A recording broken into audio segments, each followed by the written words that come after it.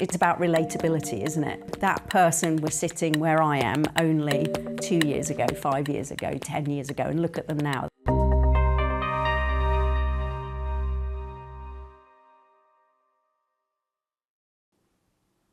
A warm welcome to the latest episode of Higher Education Matters. No more token gestures. How can we embed employability is the subject for today, and I'm very much looking forward to a conversation with a couple of lead academics who have been working in this space for a number of years now. My name's Lloyd Williams. I'm the Head of Careers and Enterprise Development at the University of West of England. I have around 20 years experience working across all manner of departments in employability and enterprise, and I've seen the landscape change over the last number of years, from a bolt-on situation where careers and enterprise was very much a subject that academics would engage with occasionally if a careers and enterprise team approached them and provided and offered some support around the curriculum, to now a space where academics are actively looking to see where and how they can embed across their broader programs. With that in mind, I've got a couple of academics here today. I'm very much interested in chatting with them, understanding their journey and how they've come to a position where employability and enterprise being embedded is high on their agenda. I'm now going to give them a chance to introduce themselves, and then we'll get on with a really interesting conversation, I'm sure. Hello, I'm Claire Chapman, and I'm a senior lecturer in the accounting and finance team here at UWE in the Bristol Business School. My background is actually, I came out of professional services, so I was a senior career consultant and was working with the accounting and finance team. And then a few years ago, there was a much bigger push within the team, the academic team, to improve graduate outcomes. And they invited me to join their team, so now I'm part of the team to help to develop and embed employability into the curriculum to really impact students' outcomes. Hi, I'm Sarah Hills, and I'm a senior lecturer in sustainability, and I run a couple of modules at undergraduate and postgraduate level that are designed to support students to explore their career options and be ready to enter the world of graduate work when they leave us. With UWE being such a market leader, I feel, in this space, and I joined UWE 2 or 3 years ago, acknowledging that both your programmes have now recently been put forward for awards with the ACCAS Employability Awards. How have you seen the landscape change over the last number of years in terms of the embedding in the curriculum? I think the biggest shift for me is that we've seen it, we've seen it right from the top down. So UWE values practice-led curriculum is right in our strategy. It's written in the UWE strategy. So I feel we've got more traction from those on high, and that's filtering down. So instead of us having to kind of, do a kind of piecemeal stuff in the curriculum, because it's in the strategy, I feel we've got access to be able to legitimately push for it to be embedded in the curriculum. So I think it's a whole university approach which has shifted to our advantage and to the students' advantage, I think. Yeah, and I think our dedicated professional development module for our undergraduate students, that was brought in probably more than a decade ago now. And I think there's been gradually, year on year, more emphasis right across our programmes on embedding employability and career skills right across the curriculum. So not just in one bespoke module, but really thinking about the employability implications in everything we do, from the way we write our assessment briefs to the way we talk to students about the type of knowledge and skills that they're developing and how that is relevant to the type of job that they might go into when they graduate. Have you felt that driving from the top cultural change has been noticeable, both for yourself and indeed your colleagues in your programme meetings and course design? I think, speaking personally, I feel that there's just more a kind of intrinsic interest in employability within our programme. It tends to be something that my colleagues and I are interested in supporting, kind of almost regardless of what the messaging is from, the top. And perhaps it's more unconsciously that we pick up that the messaging around it has got stronger and the support for it has got stronger. And I think one of the things that's really made a difference to us is the way we work in partnership with the careers team. Mm-hmm. I think if we didn't have the support and the engagement and the interest of that team, it would be quite a different thing, because we wouldn't necessarily have the knowledge and skills to know how to support our students, even if that's what we wanted to do. That's obviously music to my ears, Sarah, as a lead in a careers team. And of course, Claire, you have come from that background, and could we say a modern-facing careers professional now, making that transition from a careers service into academia. How have you found that, and what have you taken from your life before?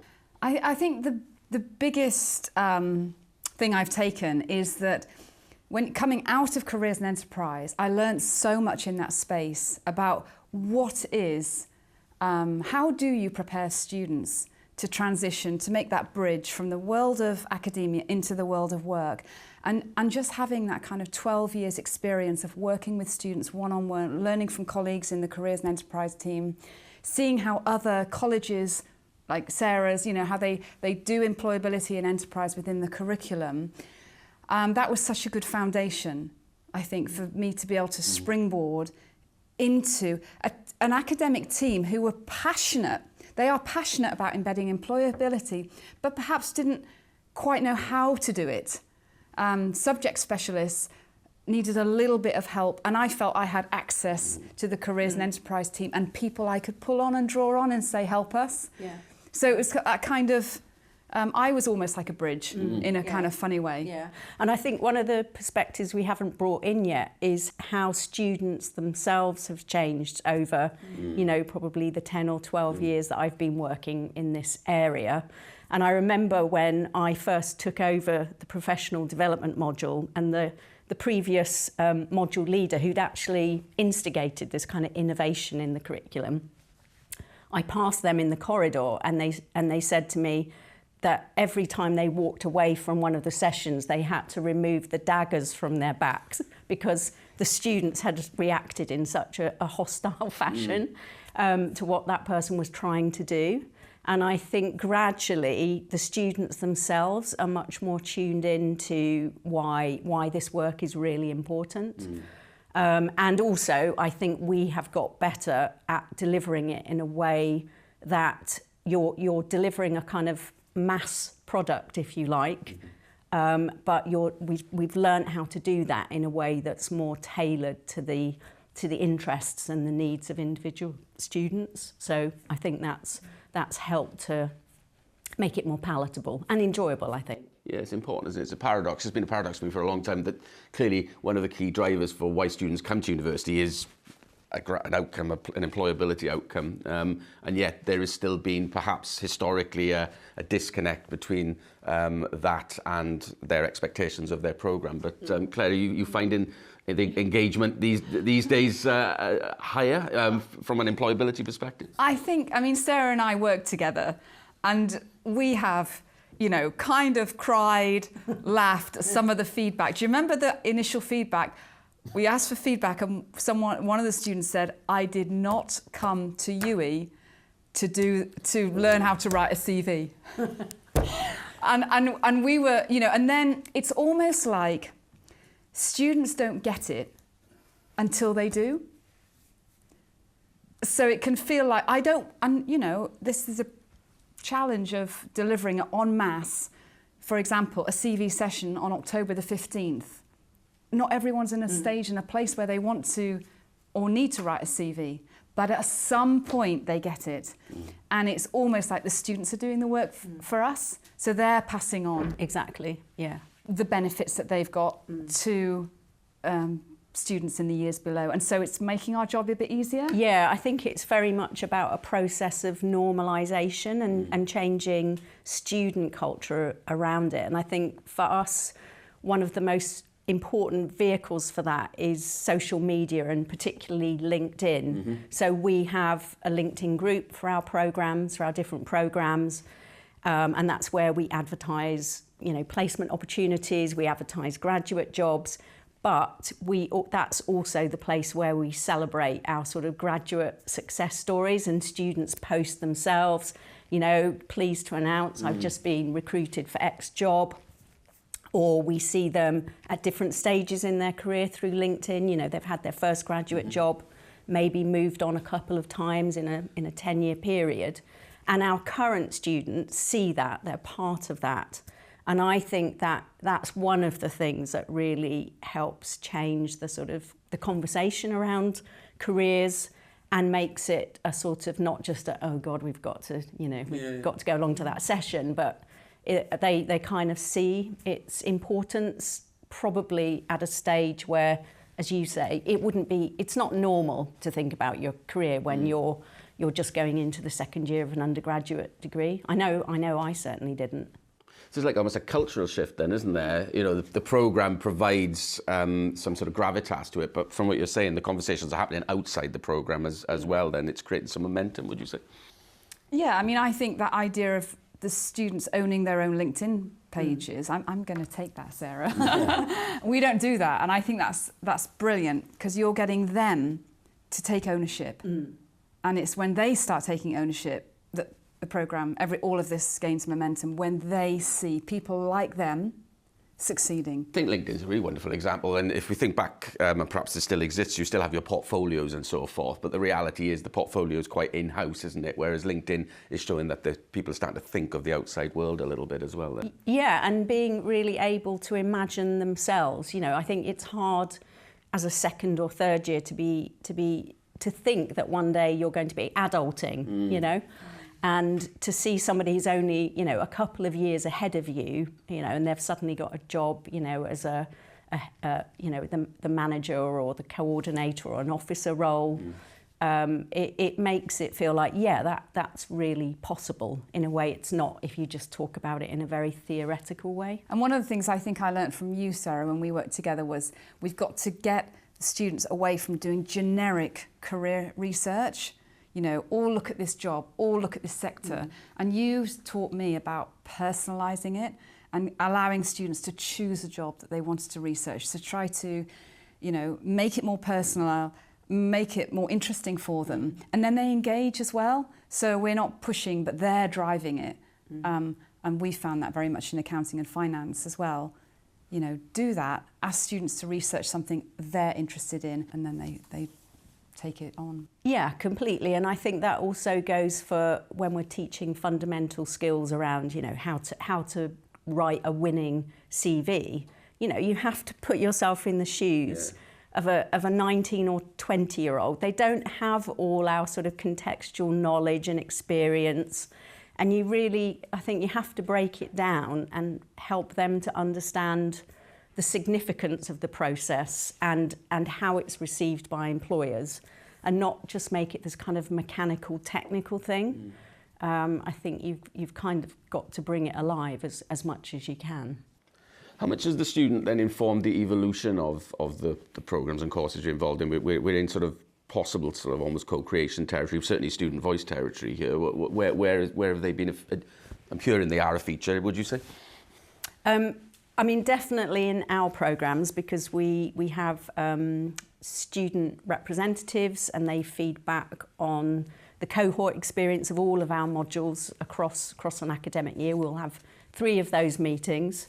So the kind of feedback we get through that, the kind of feedback that we get in the sessions themselves, very much informs, well, we do real-time adjustments to the way we deliver, and it also informs the way we approach teaching in the subsequent years. But, you know, and I have to say, you know, sometimes that feedback's been pretty punishing.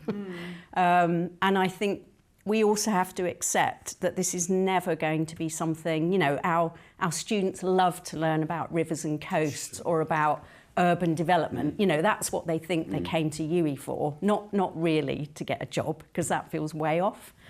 And I think we have to accept that you're never going to get, nobody's ever going to say in real time, that was the best module I did this year.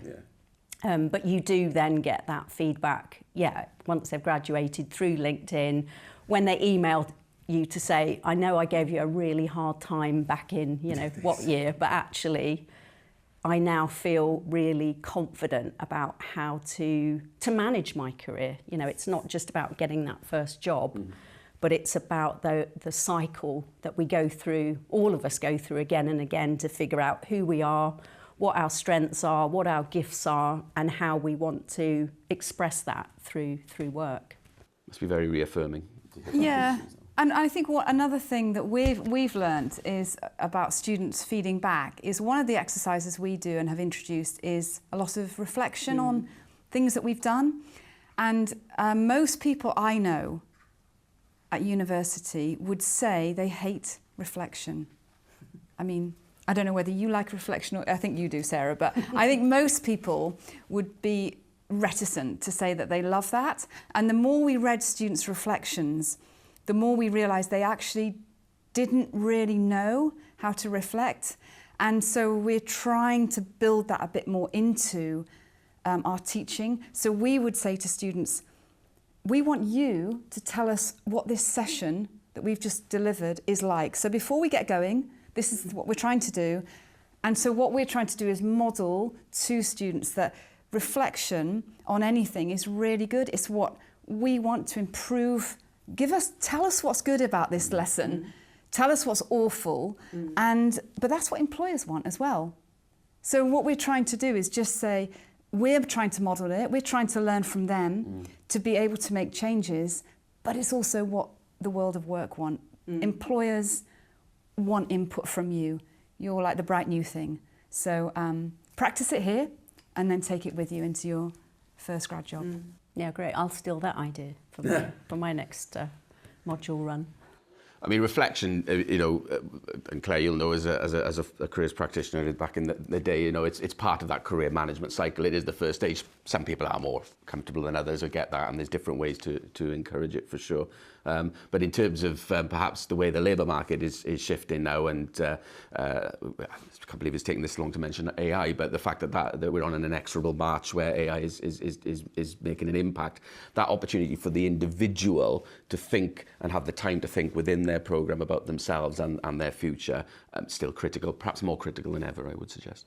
Yeah, and in fact, you didn't set me up with this question, but in fact, at the first half of that second year professional development module, we're now going to do an AI embedded assessment. I didn't know. Because I feel as an academic, I've spent 2 years since ChatGPT came around, trying to figure out how to design assessments so students couldn't use AI.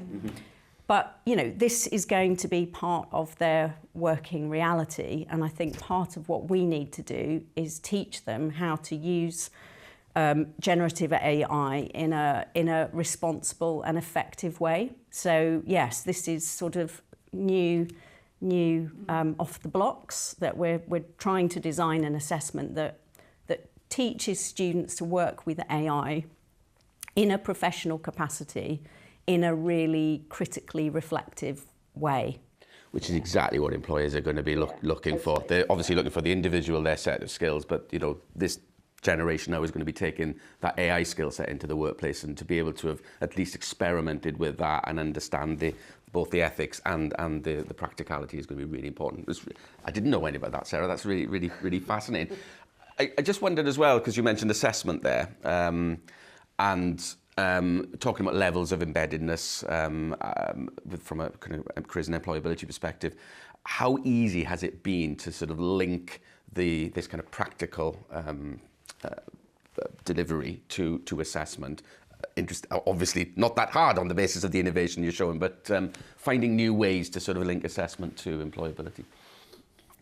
Well, in the programme I work on, I have to give credit to those above me who absolutely embrace this. So in 2022, so it's quite a long time ago, 3 years ago now, we had a meeting where we discussed trying to work out some key ideas that we wanted to take forward. And one of them was really about embedding employability into the curriculum. So that got traction, because students in the room, one of them said, I'm about to leave UWE with a first-class honours degree. I haven't got a job. I don't know how to get a job. I've got no work experience and I'm floundering. I wish I'd had this in my curriculum. So it was the student voice that actually then gave gravitas to us being able to do it. And so from 2022, we've worked incredibly hard. We've redesigned our programme entirely. We've ripped it apart. And now we've got a 30 credit module on professional development at every level, and it's assessed at every level. And it is a continuum from, so they take everything, their e-portfolio, which we're designing at the moment, and they're taking it all the way through. And at each level, they're going to have one big practice-based experience. Everyone's going to be doing work experience, every single person that they're going to reflect on. They're going to be having events that they're going to be experiencing when they start to go into the graduate recruitment cycle, like assessment centres and interviews and presentations. And then they will have, they all will work on a consultancy project with an employer on a live business solution. So for me, I'm like, my team has done it all. I've just slotted in and I'm supporting them with that. Yeah, and I think assessment is a really important tool for driving student engagement with employability, because we know that they are not going to rock up at the career centre. Most of them will not rock up of their own volition until you get to sort of that critical hour where you realise you're about to graduate and you don't know how to apply for a job. So, you know, one of the things that we've done, for example, is we've put mock job interviews into a sort of an assessment format at level 2 and level 3, so that by the time they go for a real graduate job, they've had experience of giving an interview performance, a sort of professional level interview performance. And, you know, in some cases where we've done that level 3 assessment, they've gone for an actual job interview a few days later. So we've given them immediate verbal feedback after they've done the assessment. You know, might say, great content, but you were just reading verbatim from your notes, and that's not a good thing to be doing. And then 2 days later, they go out, they do the actual job interview and nail it, because they've had that opportunity to practice and get feedback. It is that, isn't it? It's that absolute practice, practical stuff. Yeah. I saw it in your programme, and the students arrived suited and booted, really nervous, feeling it, and experiencing delivering it. And some of them fluffing that up a bit, but it was great experience, and they've all, you know, a lot of them have gone on to succeed after that. So it is actually bringing it into the classroom, making it accessible to every single student, irrespective of their background, cultural, emotional, capital, whatever they have or haven't got, and doing it in a safe space so they can fail. Exactly. And it's okay. It's okay to fail, because we'll coach them to get better. Yeah, totally. And it's not just about sort of bringing the kind of classical bits of careers knowledge into assessment. I think certainly within geography and environmental management, all of our assessments have some applied element. So in terms of the content, the skills they're developing, but also the format of the brief. They're often designed to mimic the type of real-world brief that you would get in a professional setting. You know, maybe you're doing a policy briefing, maybe you have to advocate for a particular policy position or a business sustainability argument. I think that is dotted all the way through, so that by the time students graduate, again, they're kind of used to working in a sort of professional way. Two big A words there, authentic and accessibility. Authentic in relation to the assessment, and accessibility. I was taken by your comment a little while ago, Sarah, about they're not going to rock up to the career service, and actually, if 15,000 students did rock up to the career service, we'd be in a bit of bother, which is why, without getting onto my kind of high horse, the need for this to be embedded as a foundation stone for the student experience is critical. And then it's the job of career services, as we mature, to ensure that those students who are most in need, having had that foundation, have access to that additional level of specialism, and hopefully that pushes the accessibility argument forward. Sorry, I thought I'd have a bit of trumpet blowing in there about sort of the way that I think careers services continue to complement the work that you do. We work with you, we move with you on this. But I think that's exactly the point. I think the careers service kind of used to try and do it alone. The academics kind of used to try and do it alone, and now we're much more joined up. Absolutely. So even now, like, we finished our programme, but I've already got someone from the careers team contacting us saying, we're now doing grad launch, I think it's called grad launch. Give us the names of those students that you think are, they need a bit of help to tip over into getting a positive outcome, a graduate job, but they're not there yet. I mean, that is like music to our ears. We give 25 students to your team. You follow them up one-on-one, you're phoning them, you're coaching them, you're providing resources. We're all playing our part. Yeah. It is a complete all-university approach, this. No one can do it themselves. No, totally. And I think it really relies on, the knowledge that the programme teams have about individual students and the relationship we've built with students across those 3 or 4 years that enables us to participate in that more kind of targeted approach. I think that makes a lot of sense.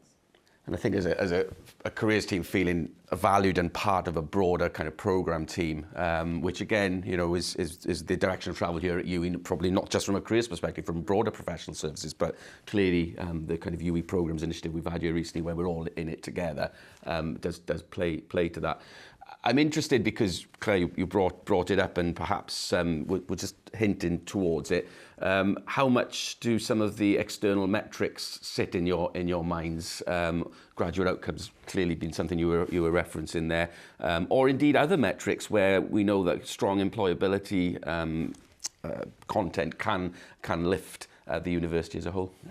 Metrics drive everything. Metrics drive buy-in from senior staff. I tried everything. It was when we pulled it apart in 2022 and we did a massive analysis of all our data, that's when we got traction.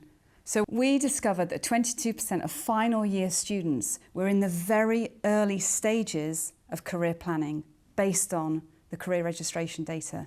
Now, there is a direct correlation between the number of students who are in the very early stages of career planning and a positive or negative graduate outcome. So 22% is really poor because about 50% are going to become or be unemployed at the point of graduation. We needed to change that. We also found out that only 2% of our students in accounting and finance did any form of an internship or a placement, even though we promoted it from the hilltops. 72% of final year students had no experience that they classified relevant to their career plan. These are stark figures, and they gave us the ability to say, we need stuff in that curriculum because the students are not doing it. All our wonderful career services, like you said, Sarah, it's just a few students who are engaging, who probably would engage anyway, and we needed to pull it in to build confidence, know-how, skill set, and experience. So metrics drive and drove everything, and it drives the students as well. So in our final year programme, I think we had 69% at the beginning of their final year they had no job or career plan, but that dropped to 26% by the module end. So those kind of metrics, yes, that shows us a consultancy project where students are working on live projects is key to improving graduate outcomes. Yeah, and I think those, you're right, that the things like the graduate outcome survey, it is an important way to get the attention of staff, because it can affect your standing in national league tables and things like that. But I think this much more targeted approach within programmes, using data to drive the way you design the curriculum, to design the individual or the interventions with individual students. That's where using data becomes really exciting to me, because yes, it's data, but what you're talking about at the end of the day are better understanding individuals and what you can do to support individuals to feel confident and ready to go out into the world of work. And I think there'll be more and more of the type of approach that you've been developing across different programmes at UWE.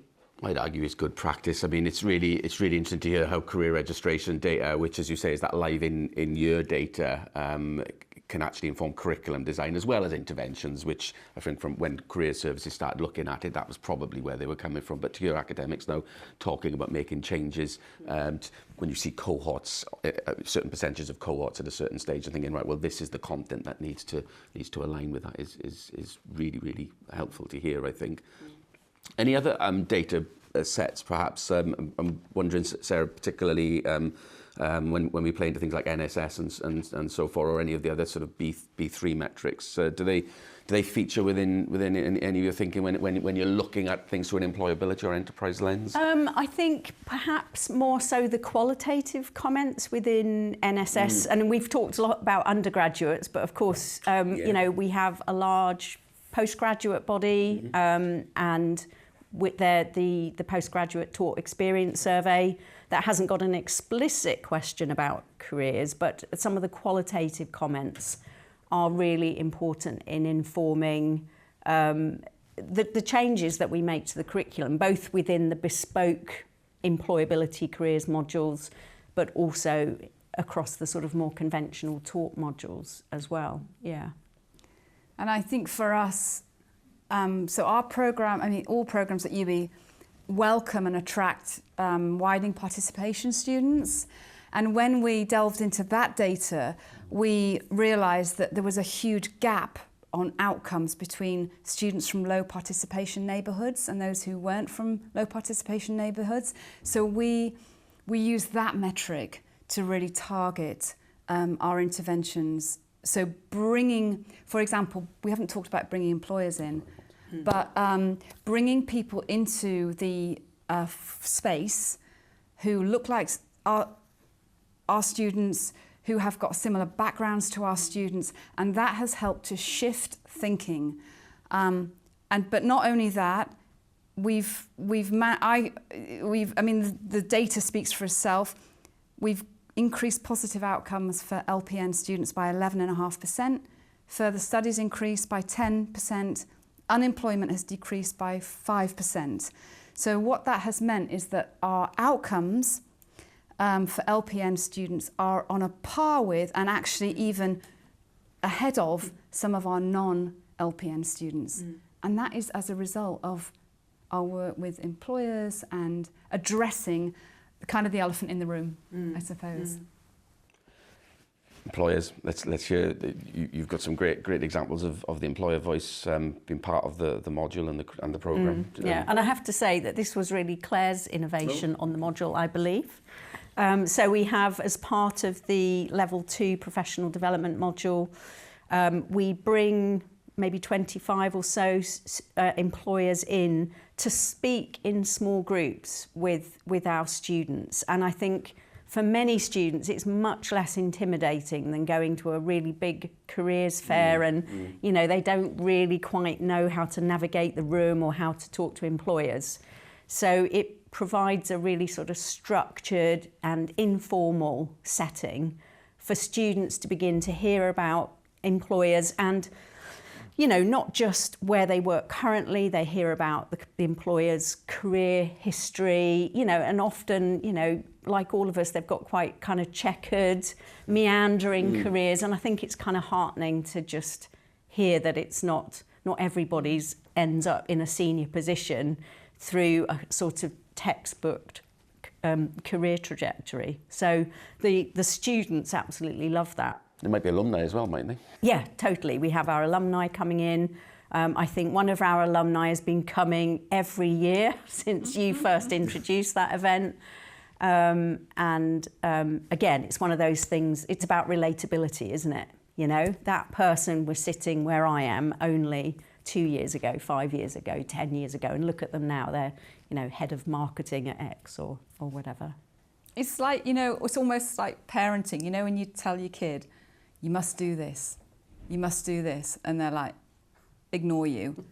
And then, like, a year later, they say, you never believe what this amazing person told me. I should do this. Right. And I'm doing it now. Yeah. And you're like, you know, it's when the students speak to one another. Totally. It's so much more powerful than us telling people what to do. Yeah. It's just, of course it is. Well, a very personal insight on that. In a different university, my son's studying at the minute, and I think I've kind of given him the conventional pathway to success as a careers professional, which I think has not been listened to. But when it was maybe recommended by his tutor that a year in placement was the thing to do, somehow we've got him back home for a year now as well. And yeah, you can see the change in him as well. Not that I've influenced that at all by the sound of things, but it is very much seeing that change. I think one thing that we, you know, that event that we both run now in our departments is, you know, having 30 employers in front of a cohort of, well, 100 or 200 students. It does take an absolute army of people to organise a top quality event. So it's not just on us, we're reaching out to all our networks. We're also challenging employers. So we are saying, thank you very much for sending 2 white men in their 40s. Could you please send younger people who are more, you know, have a diverse background that represent our students? And so we're having to challenge employers about who they send. And they're taking it. I mean, I take my hat off to everybody. Everyone's working together. We've got careers and enterprise. We can be very candid in who we want and we say who we want. But that event takes, I think it's 17 career professionals, 30 employers, 200 students, various academics. It kind of might sound like an easy thing to do, but a 3-hour event takes a lot of thinking, doesn't it, for it to work well?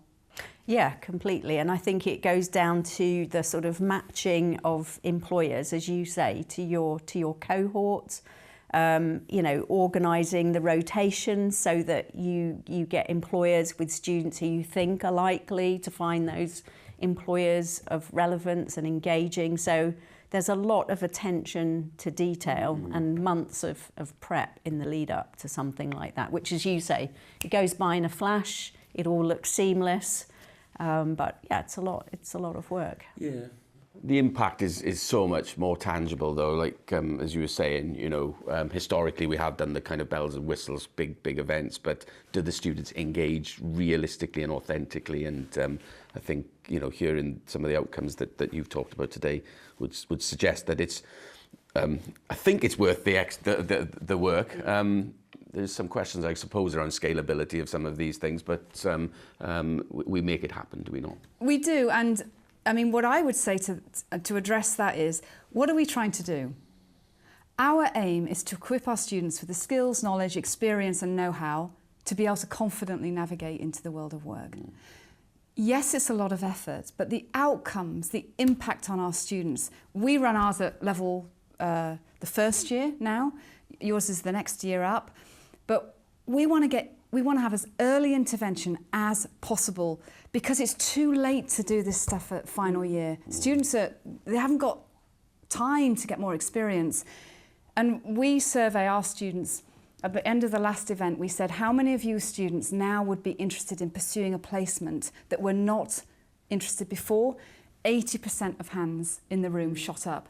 That is phenomenal because we know that high quality, relevant experience, especially in a field like accounting and finance, is going to get students jobs. You can't argue that away.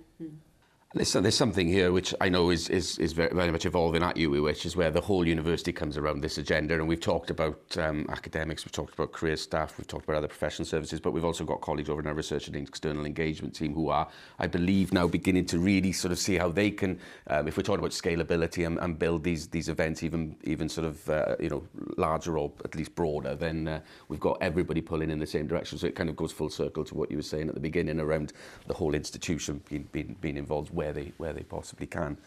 So look into the future, and as two trailblazers within the university, both having recently received plaudits via the ACAS Employability Awards, how do you think we can build further momentum in this space with colleagues in particular? I think so we were both shortlisted and our team won the award for curriculum design at the ACAS 2025 Academic Awards. I think what that has done for our programme has built momentum so it's made our team sit up and take note. In fact, it's made our team so excited that we've now pitched for a global award. But to have that, we had 280 applicants for this award into academic design of designing and embedding employability into the curriculum. 280 applications, from 80 universities, and our programme won. That helps to build momentum amongst staff, and they're like, oh. The other big thing I think that we need to do more of is train our staff up in what is professional development. So a lot of our staff have had to do it all themselves. They've never had any help, ever. Especially, coming from maybe outside of the UK, and they have worked hard. And we're saying we want to help our students. Maybe the confidence levels with staff aren't quite so high. So I think training staff up, bringing people on board, showing them, getting them involved in the events that we do, that's what we've done. And now we've got staff saying, can I join your module? And that's a dream. So it's like 2 or 3 years of really hard work, training people up, but then you've got an experienced team who are all singing from the same song sheet. Yeah, completely. And I think you were talking at the beginning, Lloyd, about how, the drivers at the top of the university have changed over the years. But I think perhaps there's more work to be done in, underscoring the importance of this work at sort of lower levels within the university. And yeah, certainly bringing all of the programme team on board. And I don't know how it's done, but I think it's probably at the moment the senior careers link engages with only certain staff within a programme or a school, but actually that relationship, everybody in our programme team should know who the senior careers link is, and those meetings should happen, maybe every 6 months or so with the whole programme team, so it doesn't feel that it kind of gets isolated and there's only one super keen member of staff who's driving the whole thing. Because if we fall down, then it means that employability could easily fall down as well. Yeah, exactly. Yeah, and you may get sort of contradictory messaging in academic personal tutor meetings or in other modules if all staff aren't really sort of bought into this and know, as you say, that know how to support it. It's one thing to be, I'm up for this, but another, if you're a fairly traditional academic, to know, well, what does that mean? How do I support a student to have the knowledge and skills that they need to successfully transition once they leave us? And I think one of the things that we've done that's helped, I think, let's wait and see, but is we identified 6 key skills that employers want from accounting professionals.